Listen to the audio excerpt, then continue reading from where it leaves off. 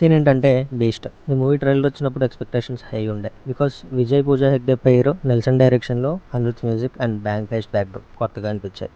Hostage సిచ్యువేషన్లో comedy generate చేయడం అయితే నాకు అసలు నచ్చలేదు. And whenever it comes to hero sequences, elevations మాత్రం ఫోకస్ చేసేలాగా స్టోరీ రన్ అవుతుంది. ఎంటైర్ మాల్ హైజాక్ సీక్వెన్స్లో థ్రెటనింగ్ ఇంటెన్సిటీ అయితే మెల్లమెల్లగా పడిపోతుంది సినిమా ప్రోగ్రెస్ అయ్యే కొద్దీ. ఆ ఫైటర్ జెట్ సీక్వెన్స్ అయితే క్లైమాక్స్లో ఇంకొక బ్రేకింగ్ పాయింట్ అయిపోద్ది. It completely started feeling grounded.